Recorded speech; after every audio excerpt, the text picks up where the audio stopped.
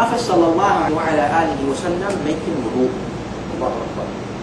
With Urwa, now coming from Quraysh side, and seeing the beloved sallallahu alayhi wa sallam making wudu, and he sees his Sahaba radiallahu anhum around him. The minute he finishes wudu, they're going after the water of his wudu to put it on their head and to be blessed with it. He went running back to Quraysh. He said, "Oh people, I have been around Kisra, Khusra, Persia, and I have been around the kings of Rome. I have never seen people glorify their man like the people of Muhammad glorify him." Understood? He understood that this was not an ordinary man by any way, in any shape. People don't glorify their leaders like that. And he has seen kings, but they will not glorify as such. He told the people, this is a man that you cannot really fight.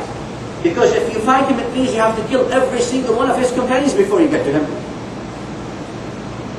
If they are rushing to get the water from his wudu, then what do you think they're going to do if you try to get a hold of him? Here's the point.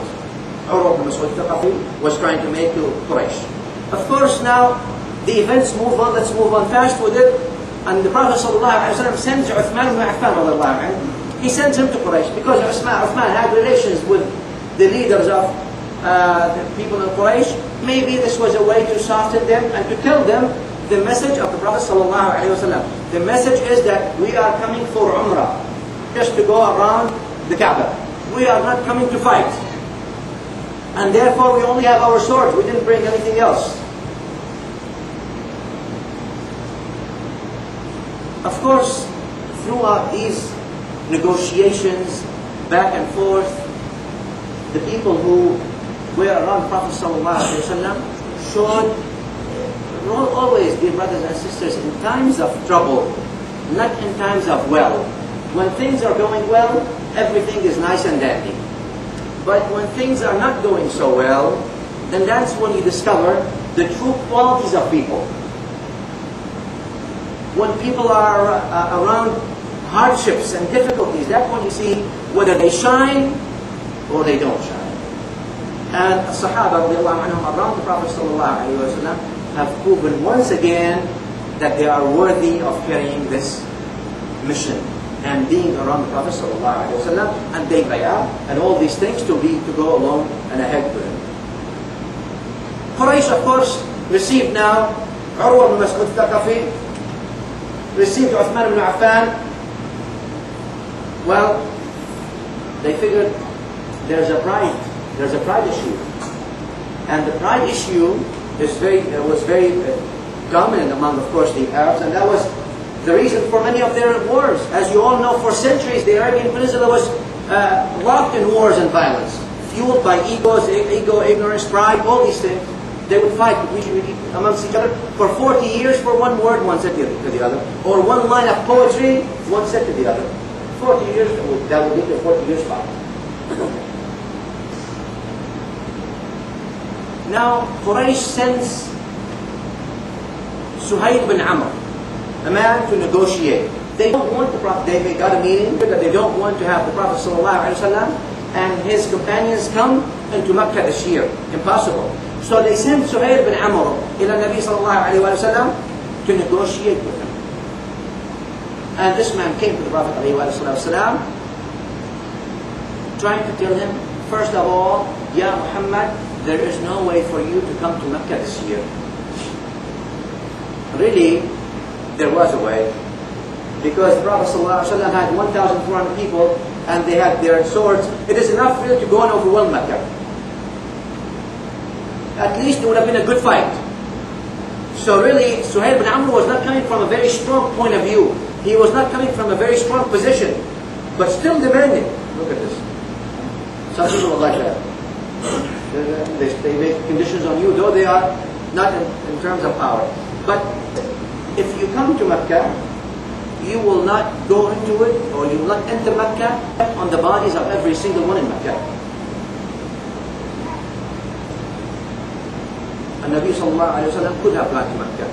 But look, because so you know the meaning of the ayah, Bismillah ar-Rahman ar-Rahim lil-Muslimin, right? La. وَمَا أَرْسَلْنَاكَ إِلَّا رَحْمَةً لِلْعَالَمِينَ. Even for non-Muslims. For those who, not only non-Muslims, those who were his enemies, those who fought him all these years, those who confiscated their properties, those who stole their money, those who killed their relatives, those who killed their friends, those who tortured them. Is it time? I'm armed and I can go now and take it over. No. The Nabi Sallallahu Alaihi Wasallam agreed. He did not want to go to Mecca on the bodies of those who fought him all these years, but he actually told them, that is fine, لَكَ ذَلِكَ, I will give you that. We don't go to Mecca, but the Nabi Sallallahu Alaihi Wasallam, he told them that we are coming as mu'tamirin, we are coming as people who want to do umrah, not people who want to fight. He said, Ya Muhammad, not this year. Again, here's the point. Notice, Ya Muhammad, sallallahu alayhi wa sallam, the word Muhammad, sallallahu alayhi wa sallam, we as Muslims cannot call the Prophet, sallallahu alayhi wa sallam, as such, Muhammad. Like some people who lack this adab, and lack morals, and lack politeness. They say Muhammad, sallallahu alayhi wa sallam, Muhammad said this. This is haram. Why? Allah subhanahu wa ta'ala in the Quran says, لا تجعلوا دعاء الرسول. Don't call the Prophet sallallahu alayhi wa sallam. Allah did not say, لا تجعلوا دعاء Muhammad. No. لا تجعلوا دعاء الرسول. Don't call the Prophet sallallahu alayhi wa sallam. Don't call the messenger. If he is calling him the messenger, how can you call him by his name? Always I put add what he is worthy of sallallahu alayhi wa sallam, Rasulullah sallallahu alayhi wa sallam.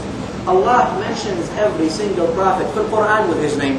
Ya Yahya, خذ الكتاب بقوة. يا زكريا إنا نبشرك بغلام. يا موسى يا عيسى أنت قلت للناس.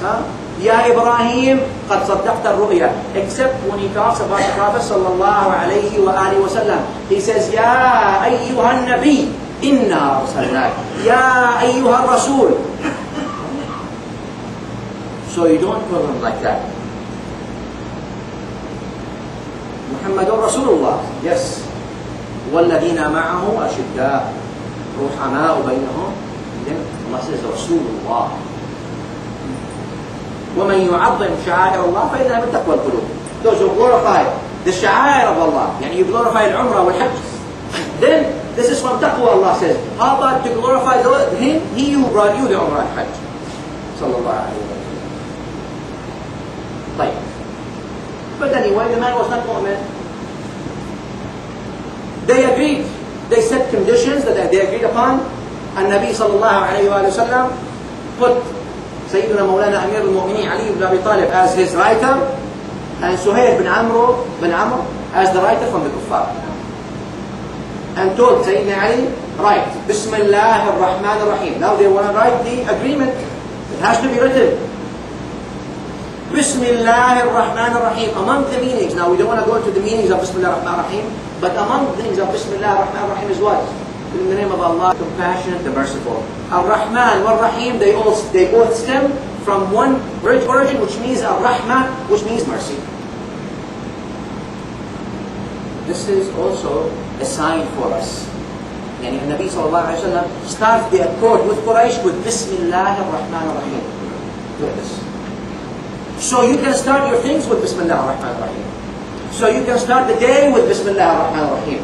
So you can start the night with Bismillah ar-Rahman ar-Rahim. So you can start the food with Bismillah ar-Rahman ar-Rahim. So you can start the job with Bismillah ar-Rahman ar-Rahim. So you can start your studies with Bismillah ar-Rahman ar-Rahim. So you can start your steps with Bismillah ar-Rahman ar-Rahim, because Bismillah ar-Rahman ar-Rahim will ensure that you will have this mercy implanted in your heart. The minute the Muslims stopped using Bismillah ar-Rahman ar-Rahim, the mercy was taken out of their hearts.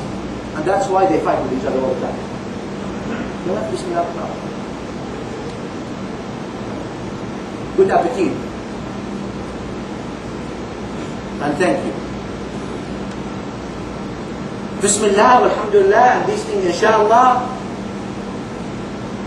These words are lost. These words, yes, may be very simple, but the Quran taught us over and over again that simple things may be very significant. Bismillah, alhamdulillah, inshallah. Are you coming tomorrow? Inshallah. Inshallah means he doesn't want to come.